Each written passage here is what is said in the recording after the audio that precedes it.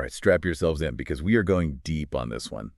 We're tackling Yuval Noah Harari's Homo Deus, A Brief History of Tomorrow. And let me tell you, this book is, it's a wild ride. Harari takes us on this whirlwind tour through humanity's past, present, and future. Yeah. And he asks some seriously big questions about where we're going as a species. We're talking immortality, happiness on tap, and even, wait for it, divinity. Yeah. Yeah, you heard that right. Divinity. The thing is, Harari doesn't just throw these ideas out there for shock value, you know? Right. He starts by grounding us in the incredible progress humanity has made. I mean, think about it. Famine, plague, war. Those were the horsemen of the apocalypse for most of human history. Then we've managed to get them mostly under control. It was like we finally slayed those monsters under the bed. Right. But then, as Harari points out, we're left with this kind of awkward silence. What happens when the existential threats are gone? Exactly. What do we strive for when survival is no longer the main goal? That's where things get really interesting. Harari argues that this is where humanity is shifting its focus. We're not content with just surviving anymore. Right. We want to upgrade ourselves to become something more than human. And the goals, well, they're pretty ambitious. Immortality, bliss, and yes, even divinity. I'll admit, when I first read that, I thought, okay, Harari, you're going a little too far here. But then I remembered that Silicon Valley billionaire, Peter Thiel, who's pouring money into anti-aging research.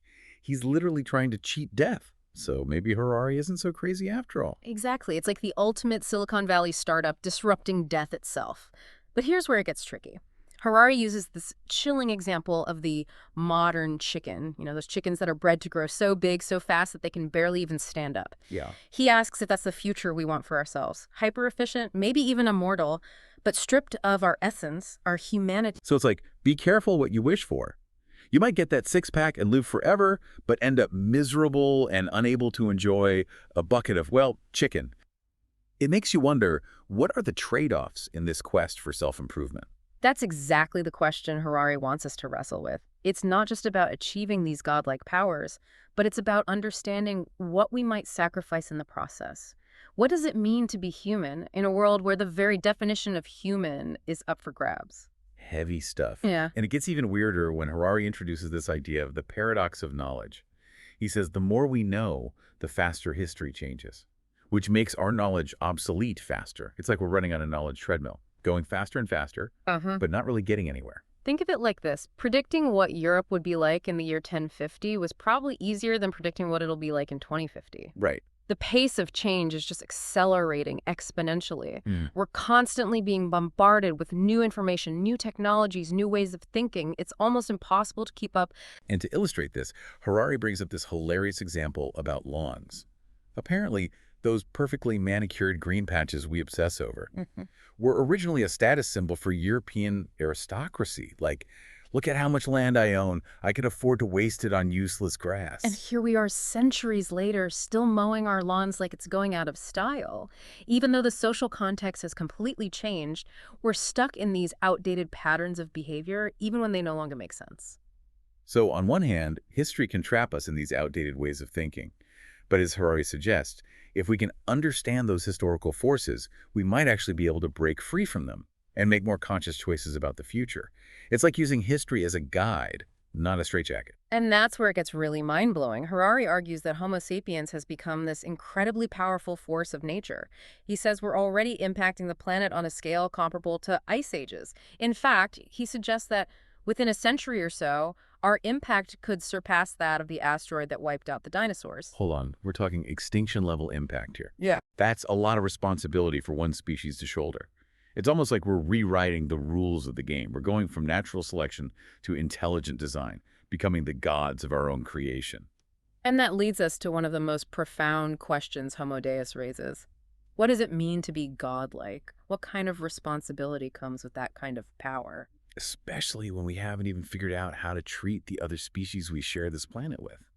Speaking of which, Harari really challenges this idea of human exceptionalism. You know, the belief that we're somehow inherently superior to other animals. He uses this fascinating example of Santino, the chimpanzee at a Swedish zoo. This chimp would gather stones in the morning and then later in the day use them to attack visitors. It was like he was planning ahead, consciously plotting these attacks. Scientists were baffled because it suggested a level of cognitive complexity that they hadn't expected in a chimpanzee. It really makes you wonder, what's going on in the minds of other animals? And are we really so different from them? I mean, sure, we can build skyscrapers and write symphonies, but maybe our real advantage is our ability to cooperate on a massive scale. That's one of Harari's key arguments. He suggests that it's not some unique essence that sets us apart from other animals, but rather our ability to create and believe in these shared fictions, these imagined Okay, realities. imagine realities. What does that mean exactly? Think about it. Things like gods, nations, money, these don't exist in the physical world. They're stories we tell ourselves, stories that we collectively believe in. And those stories have an incredible power to shape our behavior, Hmm. our values, even our understanding of the world. He uses this fascinating story of John, a medieval crusader, to illustrate this point. John's actions, his motivations, only make sense within the context of medieval worldview. He believed that fighting in the Crusades would literally get him into heaven. Can you imagine trying to explain that to someone today? It highlights how much our beliefs shape our reality. What seems perfectly rational to one person in one time period might seem utterly insane to someone else in a different context. So we're basically living in a world built on stories. But then that raises another question. Which stories are shaping our world today? And are those stories leading us in the right direction? And that brings us to another key theme in Homo Deus, the rise of humanism. It's this idea that meaning comes from human experience, not some divine plan. So it's like, instead of looking to God for answers, we're looking to ourselves. Exactly. And Harari illustrates this with the contrast between medieval and modern art. Medieval art was all about objective beauty, dictated by religious dogma. But modern art says beauty is in the eye of the beholder. It's all about subjective experience, about what resonates with the individual. It's like we went from God knows best to the customer is always right, Right. right? Which sounds great in theory, but is it always true? I mean, Harari brings up this example of genetically modified animals. We can produce cheaper meat, but often at the cost of animal suffering. Where do we draw the line when it comes to prioritizing human experience? That's where humanism starts to bump up against its own limitations. If human experience is the ultimate source of meaning, then whose experience matters most? And what happens when different experiences conflict? Tough questions. And here's where things take another turn. Harari introduces this unsettling possibility. What happens when algorithms start understanding us better than we understand ourselves? This is where we enter the realm of artificial intelligence and its potential impact on humanity. Harari uses this striking example of Dr. Watson, the AI doctor developed by IBM. It's tireless, always available, and potentially even more accurate than a human physician. It's enough to make you wonder, are we headed for a utopia where technology frees us from disease and suffering? Or are we sleepwalking into a dystopia where we lose control over our own health and well-being? It's like that old saying, be careful what you wish for. Think about how much we already rely on algorithms in our daily lives. Google searches, personalized recommendations on Netflix, even dating apps, we're constantly ceding control to these digital systems. And Harari's point is, this is just the beginning. And that leads to perhaps the most unsettling possibility of all. What happens if algorithms eventually render individual humans irrelevant? Okay, now we're in full-blown sci-fi territory. But it's not entirely implausible, is it? Harari uses this example of Google potentially knowing us better than we know ourselves, maybe even making life choices for us. Imagine that Google telling you who to marry or what career to pursue. It raises some fundamental questions about what it means to be human. What happens to free will, to individual choice, to our sense of agency? If we hand over the reins to algorithms, what becomes of our cherished freedom and individuality? We're talking about a potential societal upheaval here. Inequality, job displacement, the loss of privacy on a scale we can barely fathom. It's enough to make your head spin. And here's the kicker. Harari doesn't offer any easy answers. He just lays out the possibilities, the potential consequences, and leaves us to grapple with the implications. That's what makes Homo Deus so compelling. It's not a book that tells you what to think. It's a book that forces you to think for yourself. It's definitely been a wild ride so far. Yeah. And we've only just scratched the surface. We've talked about the paradox of knowledge, the power of stories, the rise of humanism. We've even touched on the unsettling implications of artificial intelligence. But the real question is, where do we go from here? What does all this mean for the future of humanity? That's what we'll be exploring in the next part of our deep dive. So grab a cup of coffee, settle in, and get ready for a mind-bending journey into the heart of Homo Deus. Sounds good to me. Welcome back to our deep dive into Homo Deus, where we're exploring the future of humanity. Before we went on a break, we were talking about this potential shift from humanism to something Harari calls Dataism. Yeah, that's the part where things started to feel a bit like the Matrix. So for those of us who aren't, tech gurus, can you break down what dataism actually is? Think of it this way. Dataism basically says that the universe is, at its core, a flow of data.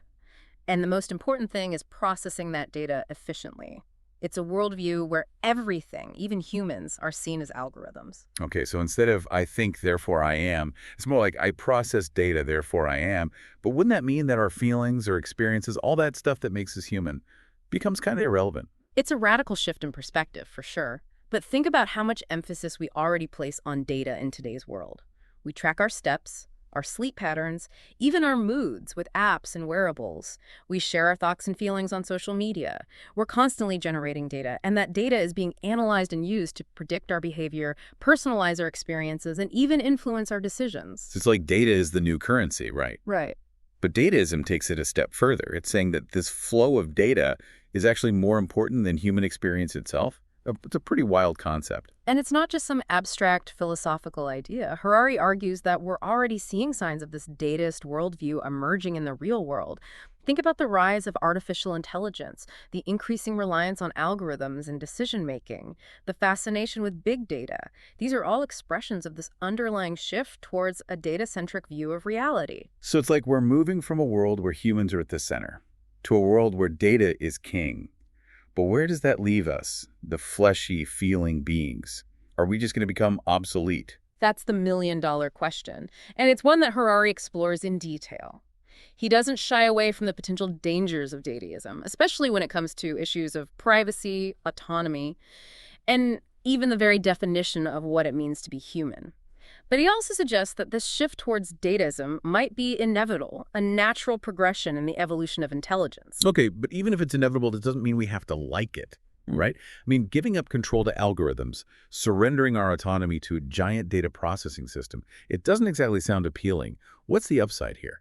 Well, dataism offers a kind of grand narrative, a sense of purpose in a world where traditional narratives like religion and nationalism are losing their grip. It suggests that we're all part of this vast, interconnected system, and that our individual lives have meaning in the context of that system. So it's like we're all just tiny bits of data in a giant cosmic computer.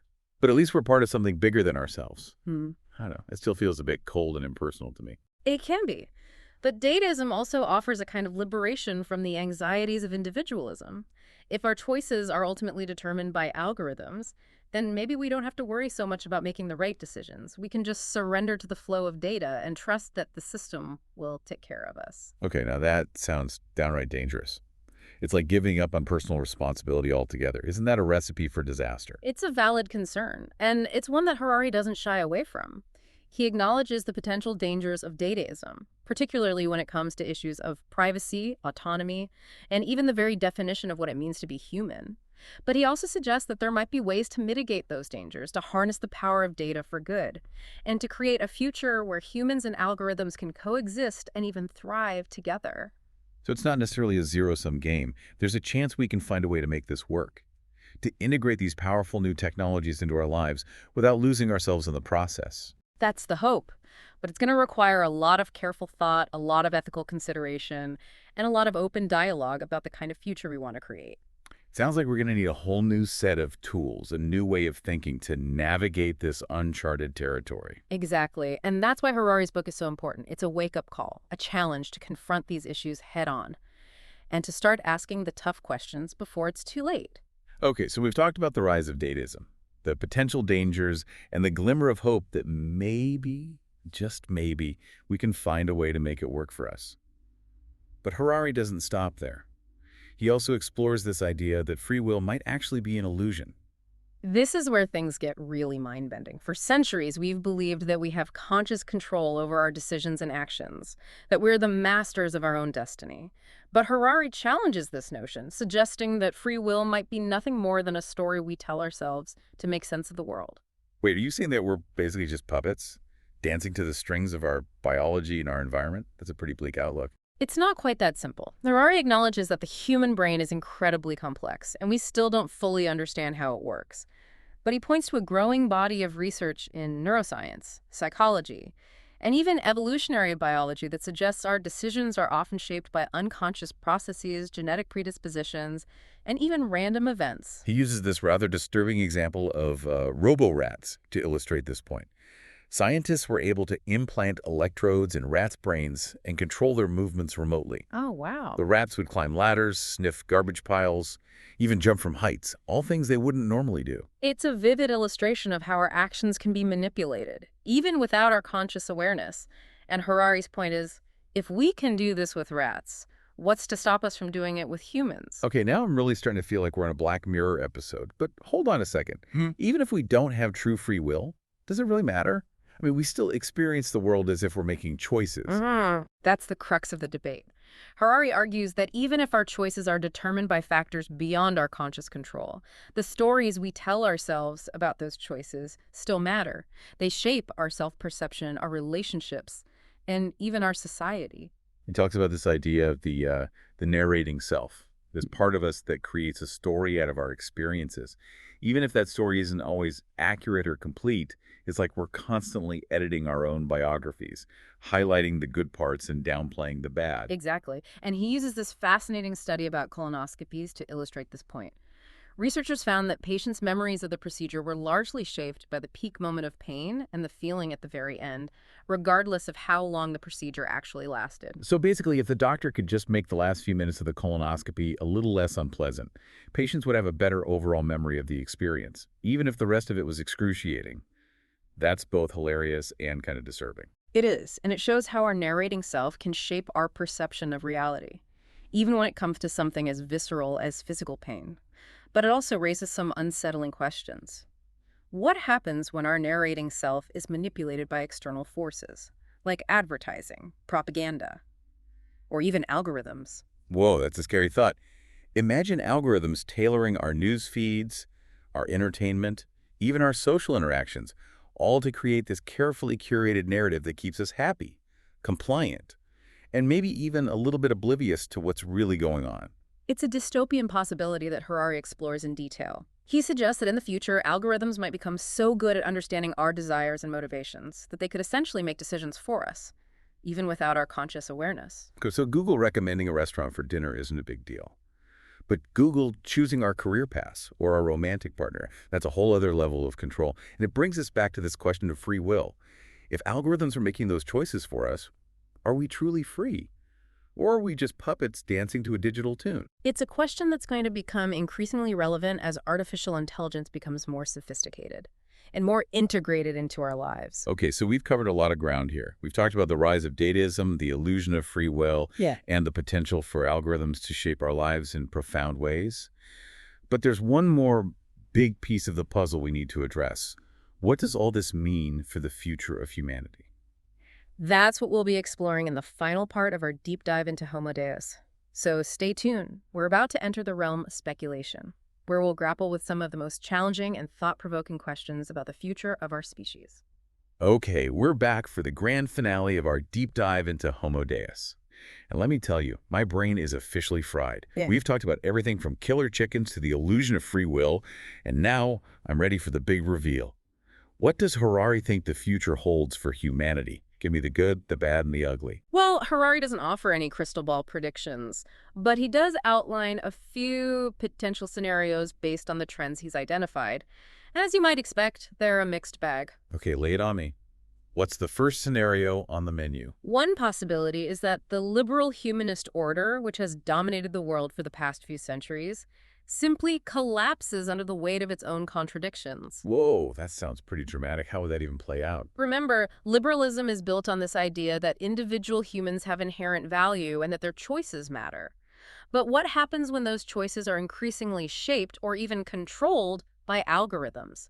What happens when the value of human labor is diminished by automation and artificial intelligence? We're talking about mass unemployment, economic inequality, political instability, a recipe for chaos on a global scale. It's enough to make you want to stock up on canned goods and head for the hills. It's not a pretty picture, that's for sure, but it's not the only possibility. Harari also explores the emergence of something he calls techno-religions. Techno-religions.